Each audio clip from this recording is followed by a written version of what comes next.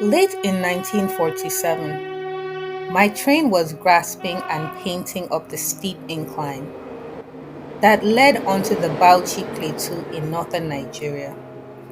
It was a chilly morning. I had been traveling third class for 2 days and two sleepless nights, with scarcely any room in which to stretch my legs. I felt bored to death and anxious to get to the journey. My companions were mostly Hausa men, Biroms from the Plateau, a few Yoruba traders who cluttered up the train with their wares, and one or two schoolboys who sat at the far corner of the carriage, talking excitedly about their forthcoming holiday. In such mixed company, the conversation was apt to be rather forced, and little remarks intended jocularly generally went wrong and got misinterpreted as insults. So I decided to hold my peace. But there was nothing I could do to relieve the boredom. I had read the novels and magazines I had brought with me. The scenery was too familiar to excite me, and my temper was in no state to be improved by any due mental exertion. As I sat staring before me, the man seated opposite me did a most unexciting thing. He took out a bag from under his seat and, fumbling in it, brought out a small, flat blue book. He looked at it, smiling for a time, and then put it back into the bag and continued to stare out of the carriage window. There was nothing unusual in this. The book was his, and presumably he had paid his fare. But my attention had been drawn to his face, and for the first time since the journey had begun, I really noticed it. It was the face of an old man, bearded with weak eyes, from which the tears ran down freely. Even in a sitting posture, it was easy to see that he was very bent and that his limbs were shrunk. What struck me particularly was the man's uncleanliness. He was very dirty. His hands were cracked by the harmattan, that cold, dry wind that corrodes everything lying between the Sahara and the Gulf of Guinea. His clothes were grey with dirt. His face looked unwashed, and yet that book he had gloated over was a passport. I wondered by what freak of circumstance such an insignificant-looking man could have come by an authority requesting all concerned in the name of His Britannic Majesty to allow my companion to pass freely and without let or hindrance, and to afford him every assistance of which he may still need. In my boyish imagination, a man who owned such a valuable document could not look like this. Why? It did not seem to me that he could even read or write down his name. I was so intrigued by the situation that my impulse suggested I ask him a question. I was still debating in my mind what course to take when someone interrupted me. "Hello, Hassan," he said. "Going to the land of the tin mines?" I looked up into the face of a dark-complexioned man in a dirty brown coat. His face was familiar, but for the moment, I too irritated by his intrusion to recall his name. "I'm sorry," I said coldly. "I don't know you." He smiled rather shyly and went on to recount my past life. "Don't you remember how we used to play together at Jeba, near Juju Rock? Don't you remember the day you left for college? How you were weeping for your mother and Captain Plowman, our education officer, who pacified you and gave you one bright new shilling, don't you?" "I don't," I cut in, which was a lie. "Sorry then. I just thought if you were going to the mines, maybe you could help me land a job." I remembered him now. His name was Kofi. He used to tell us fantastic stories of the days when the first white men arrived in Nigeria. He could not be over 40, but his imagination so illuminated these stories that for us, they became real.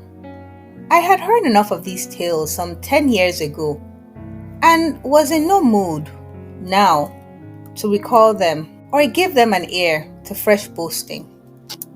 I ignored him and turned my thoughts again to the old man. I addressed him in Hausa with the respect his age demanded. Greetings, I said. I pray all is well with you on this journey.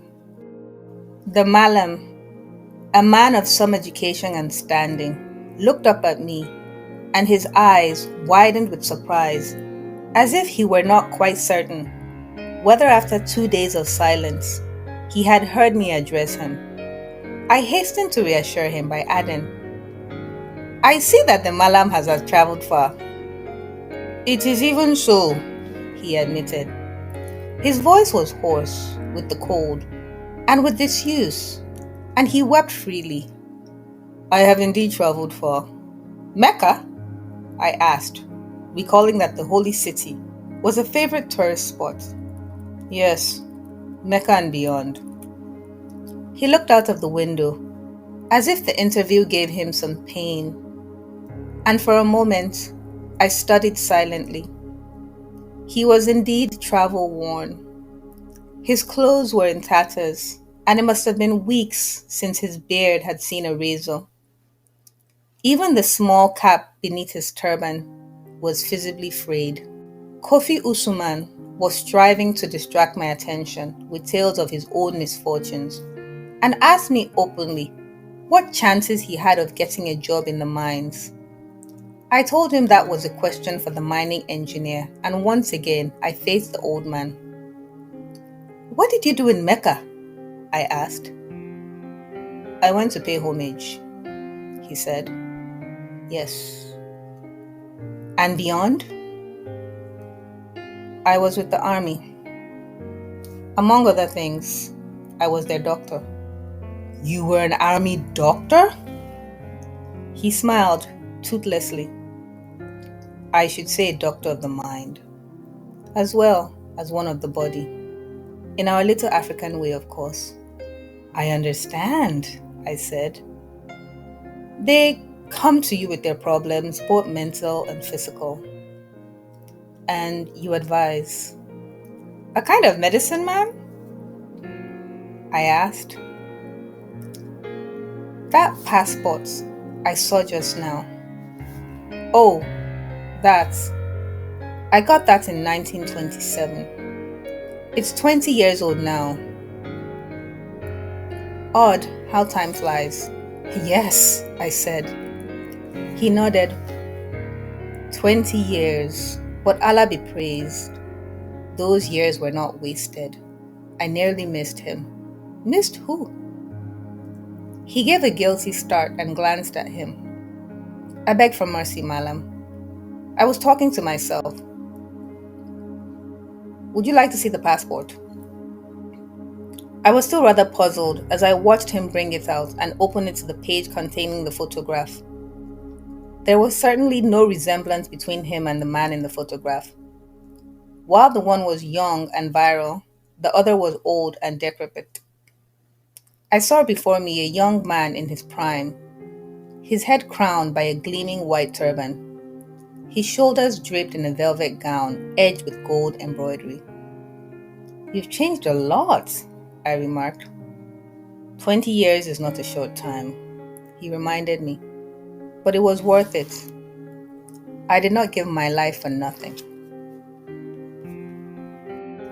Give your life, did you say? What do you mean? My son, you are too curious.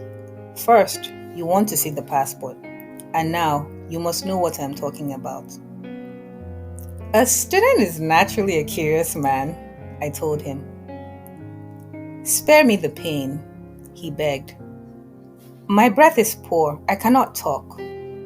He looked over his shoulder, like a thief inside a strong room, and his voice sank low. Look at this, he said, and lifted his dirty robe. I nearly screamed at what I saw. Beneath his robe, just under the heart, was a long, deep flesh wound. It had stopped bleeding and the cloth had stuck to its corners. The old man quickly covered up the wound and smiled thinly at me. I cannot talk much, you see, he panted. It will soon be over. I have also taken some of this. He showed me a white powder, just to make sure. I don't know what the English call it, but when I was in charge of the army medical supplies, they told me that as much as little on a sixpence will kill a man in about 18 hours.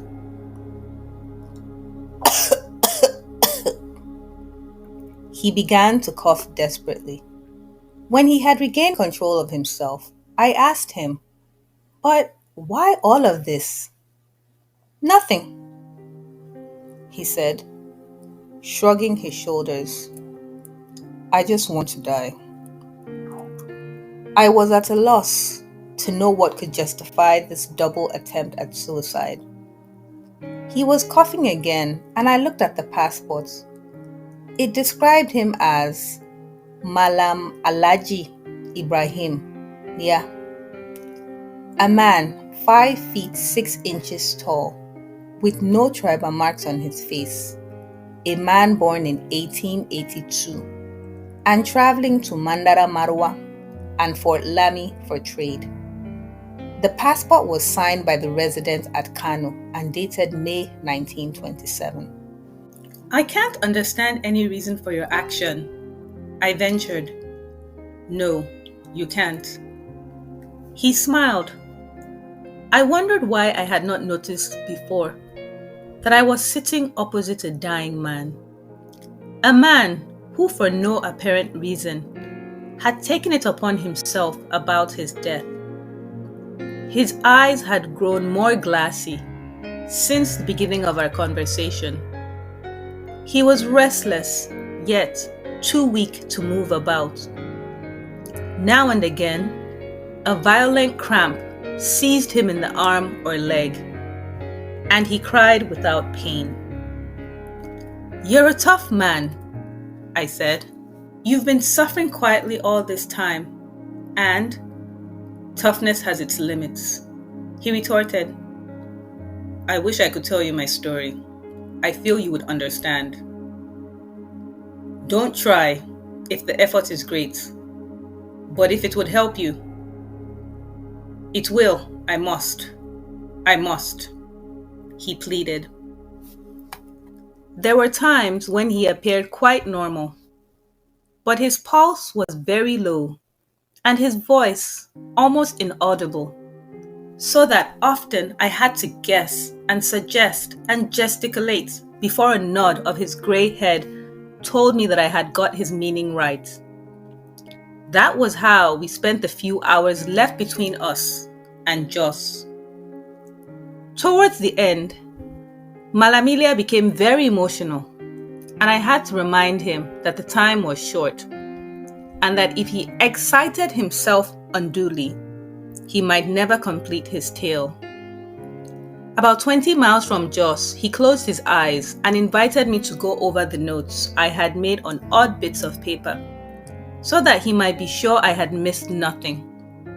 Below is what I recorded up to that time. The original was perhaps not quite as coherent as what follows, but the tale is, in essentials, what Mallam Ilia recounted to me, and I have as far possibly preserved his personal touch, for that grand old man was a great storyteller and a devout follower of the Prophet. My name is Mallam Ibrahim Ilia. I was born 65 years ago, at a time when a man was a man, and women were won by those who deserved them. As a youth, my life was wild, and there was nothing I loved better than a good fight or a hard race on horseback. My parents were wealthy and saw to it that I got nearly everything I wanted without question.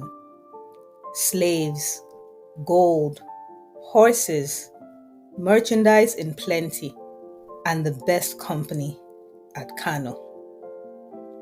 As I grew up, My parents began to talk to me about taking a wife, and they sent me all the beautiful girls within the famous town walls.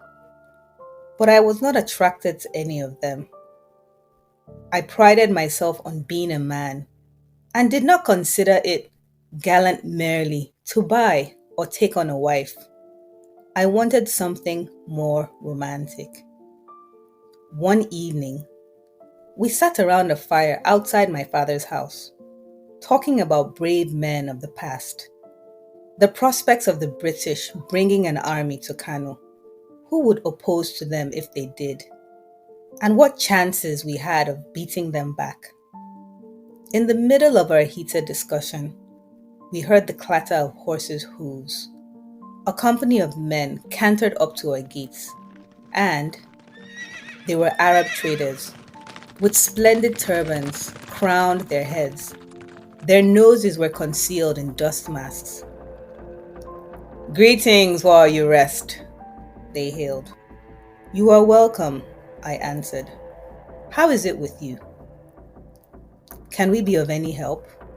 "Yes," sneered the leader of the group. "You can be of the greatest help if you're not cowards."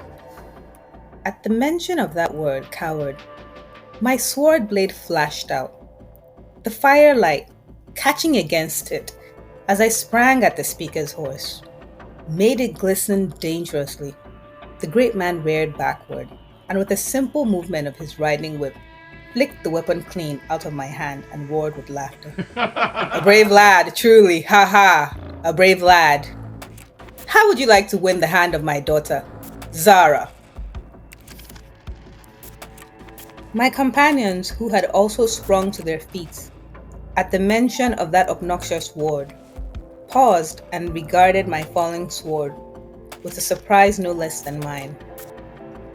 It was the first time I had ever been disarmed by anyone, so easily too, and in the presence of my friends and hero worshippers. "Get out of here," I roared, "you and your daughter." "Gently, my young man, lest I make you sorry for your words. How dare you speak like that to Kainemi, Prince of the Tuaregs?" He looked at me with a pierced glancing, and for a moment, I thought he was deciding to ride me down. But he changed his mind, apparently, and yelled out an order. "Maji, put Zara down and let them see her." One of the men in the rear rode, brisked forward, and leaping down, helped another figure down from the same horse.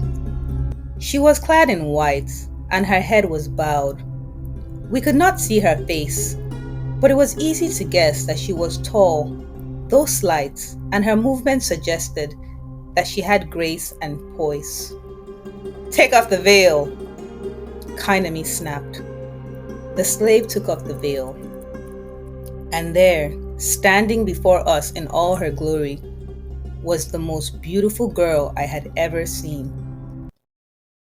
Her face was so radiant and calm, I had a sudden inclination to throw myself down on my knees and worship her.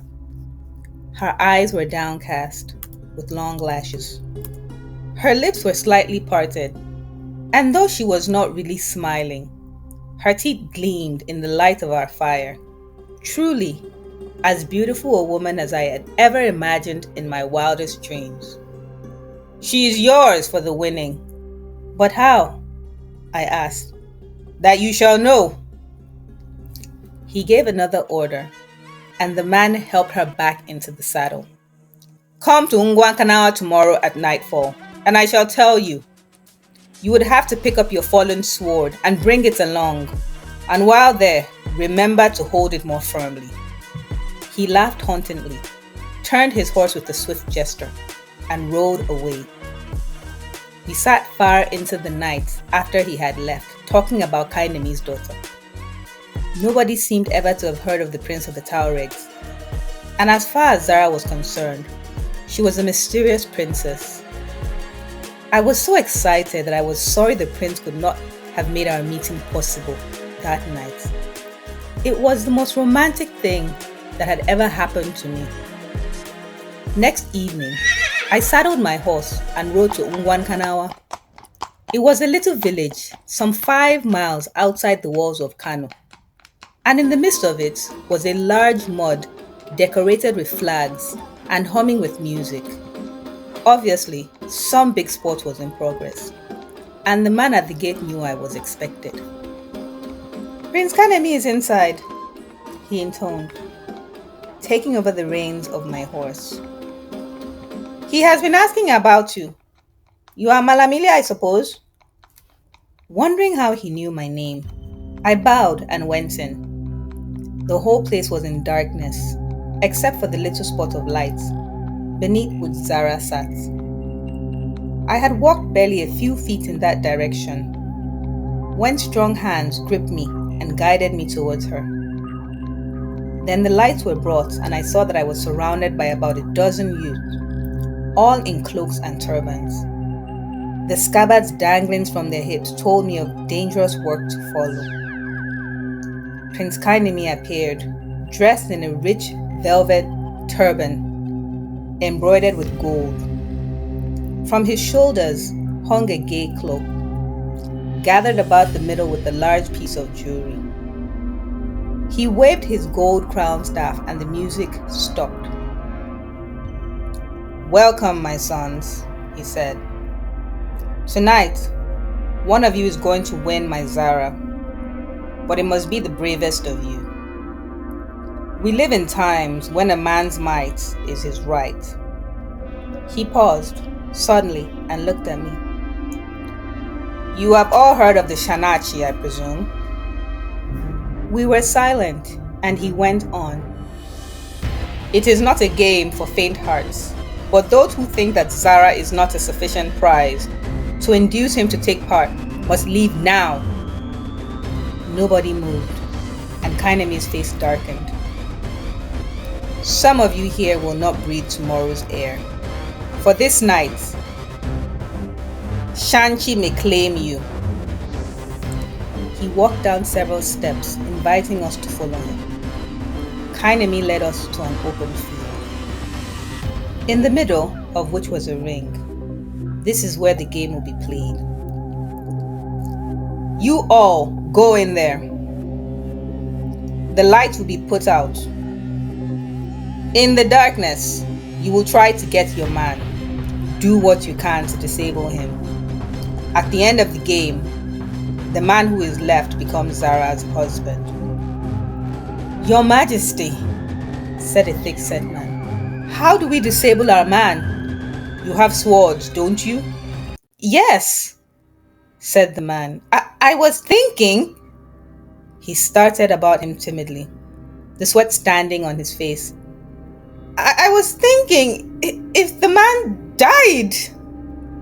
If he dies, we remove him. Kainemi turned to us. Make some men ready. He waved his staff, and the air was at once filled with the blare of trumpets, when the harsh notes ceased. Kainemi said something to Zara, and she gave us her brand of music, bringing out her goje, an instrument rather like a violin. She played so sweetly and so softly that the night stood still and listened to her. I could not help feeling that there was something mournful about her, and great sorrow would be the outcome of this contest. To the ring! Shouted Kainemi. We crowded in. The enclosure was small, and as soon as we went inside, the lights were put out. I stopped clutching the ropes for a moment. I was too blind to see the dim shapes of my rivals, even though they were within a few yards of me. At that moment, a strange fear came over me. I realized suddenly that death might be it in this game, and that I might not win the hand I coveted so much. I had heard of Shanchi before Kainemi explained it to us, but never before had I imagined that I should play with it, and for such high stakes. In a way, I'm glad the British came to Kano so soon after aid stamped out such dreadful customs. But the year I speak about was 1992, and human life at that time was worth about as much as fowls. Just as I had become used to the darkness, a man stole past me, creeping so that I might not hear his footsteps. I drew my knife, crouched, and sprang like a leopard upon him. He groaned and leapt backwards. A second later, a piercing scream told its own story. Someone had finished him off. The lights were brought in.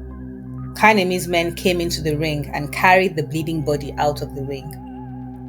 During that interval, men studied the position of their opponents. Again, we were all in darkness. Two simultaneous groans filled the air. In came on the lights of the ring, and two bodies were carried out. The game of Shanchi was warming up. 3 men gone, 9 left. Every time the ring was lit, Kanemi smacked his lips with satisfaction and smothered his waxy mustaches. Zara, I noticed, had stopped playing Hagoje and sitting up on her sofa. She was staring wide-eyed at the ring. She looked truly lovely.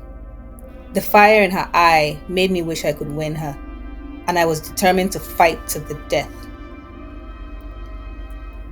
One by one, we thinned. At last, only 4 of us were left. Of the 8 who had been removed, 4 were quite disabled, and 4 were quite dead. Excitement mounted among the spectators as the 4 of us stood in the light of the lamps, painting and glaring. When the lights went out, I threw myself down on my stomach and with a sudden spin, grappled someone by the legs and threw him down. He stabbed furiously at me, but I was on top of him like a car. 2 quick stabs and he was silent. The body of my first victim was removed from the ring. 3 men left. For a brief moment, I saw my 2 adversaries. They were big men. One of them stood well over 6 feet in height. He was looking at me, and I knew that he would make for me the moment the lights went out. And so, it happened. He swept past me, just as I sprang aside. There was a wild yell of "Yow!" Regaining my balance, I leapt in his direction, striking out with a short knife drawn from the band around my elbow. I must have hit him in a vital spot, for he fell without a sound. When the lights went up, I gasped with disappointment. The man who had fallen was not the bigger man, but my second adversary. He had rushed at me in the same instant and had caught the thrust. There were now only 2 of us left. My opponent indeed was an enormous man, big-jawed and long-toothed. "You're going to die now," he growled. "Your knife can do nothing to me. I have swallowed the medicine against steel." He jabbed himself suddenly with his knife, and the blade bent. He threw it down and threw another from his wrist. The lights were removed, and we were alone. I have never been nearer to death in my life. What chance had I against him?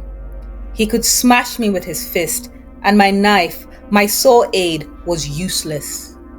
I was feeling stiff and sore, and the prospect of being stabbed made me nervous and breathless. I didn't know how to last it out. Would a miracle happen? Would Kainemi call it off and say he had changed his mind? For a long time, we maneuvered around the ring. I moved slowly with the quietness and caution of a chameleon, pausing to listen for him. But never once did I hear him. We met suddenly, and he stabbed furiously at me. His elbow catching me on the head sent a shiver down my spine. With that sudden strength born of panic, I made a wild upthrust at his body, but the knife bent like a pin, and I knew then what he had meant when he said that he had swallowed a medicine against steel. He was wearing a coat of chain armor. That realization summarized my chances. Henceforth, cunning rather than valor would be my weapon. He gave chase as I ran. I had no clear idea in my head what to do. When my breath failed me, I zigzagged around the ring. Then my luck turned. All of a sudden, he fell. I was quick to see what had happened. He had stepped on the knife which he had thrown down, and the bent razor-edged blade had pierced his bare foot as easily as the sun pierces the clouds. I saw that now was my chance. Drawing my knife, I thrust it at his bare neck. He was powerless. Given the same opportunity, I'm quite certain that he would have killed me, but I merely disabled him. And therein lay my mistake. A mistake which I have regretted all my life. I left him lying in the blood, while Kainemi took me to my prize. "Zara," he said, "you have won a brave husband." "A lucky one," I corrected. When all the excitement of the contest had died down, arrangements were made for Zara and me to leave for home. Her father detailed some horsemen to accompany us, and later a company of women brought Zara's things. From what I had gathered from their talk, none of them appeared particularly happy about my victory. Zara, they hinged, was a woman who carried bad luck with her, and her beauty, they feared, would bring me ruins and unhappiness, as it has done to others. I was not happy to hear this, but I was quickly trying to put their warnings out of my mind.